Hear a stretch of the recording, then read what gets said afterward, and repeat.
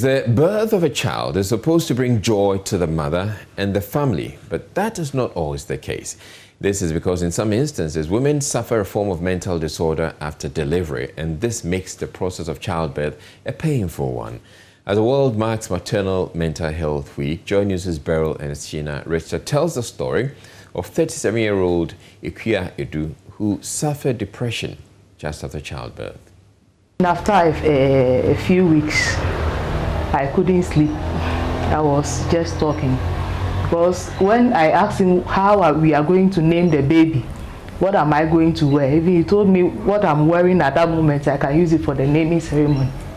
So that got me thinking. I started talking and saying all the things that had happened in the marriage, and I couldn't sleep.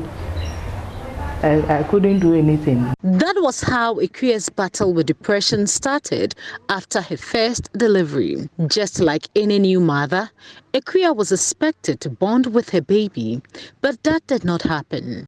Where we were locked, I could even go to toilet over there without realizing that that's not the right place to even go.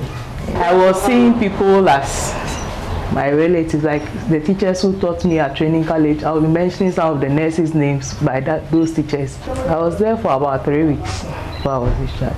They explained that it was because of the childbirth that the depression came. At that time, I didn't know I had a baby or something like that. But when my mother comes, she used to come with the baby. Ikuya was subsequently admitted at a psychiatric hospital and was diagnosed with postpartum depression. Ikuya's mother had to step in to care for both baby and mother.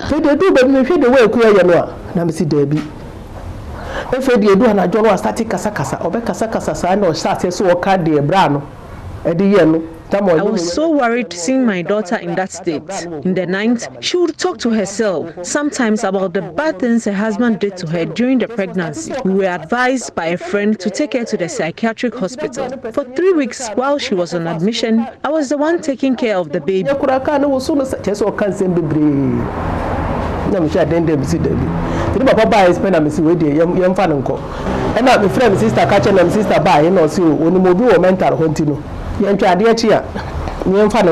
But in Africa, there is scarcity of data on women living with the condition. While postpartum depression is a major health issue for many women from diverse cultures, this condition often remains undiagnosed.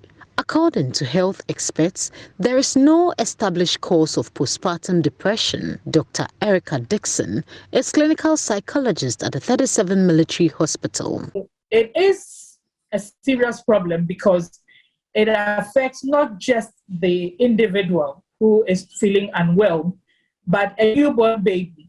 So when this woman is feeling unhappy, has very low mood, has lost interest, does not want to see their baby. Most women, especially first-time mothers, are excited that they are going to have a baby, they're shopping for the baby and all of that.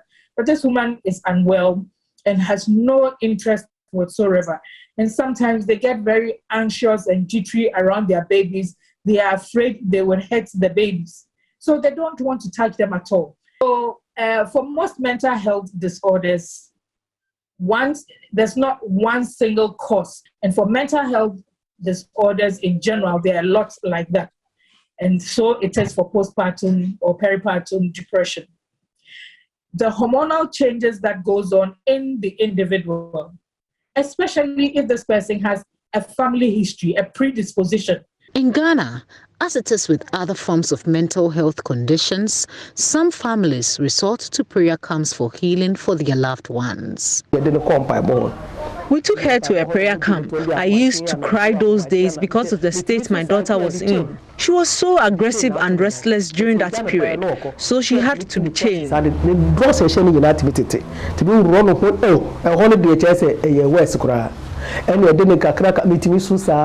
Ikuya, her time at the prayer camp was the most traumatizing moment of her life.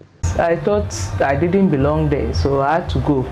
Anytime I get a chance, I'll just walk and then start going. And they will start looking for me and then bringing me back. So it got to a point they had to put handcuffs on my legs. Yes. Painful time. It's like you are lost. According to Dr. Dixon, this condition could reoccur with subsequent pregnancies. Therefore, therapy and support from the family is very crucial in the recovery of women living with the condition. It is a risk factor. Because you have had it once, we know that you have the predisposition, and therefore a little more attention would have to be given you to ensure that the milieu within which you are progressing in your pregnancy is more supportive, is less stressful, so that you are not pushed over the edge.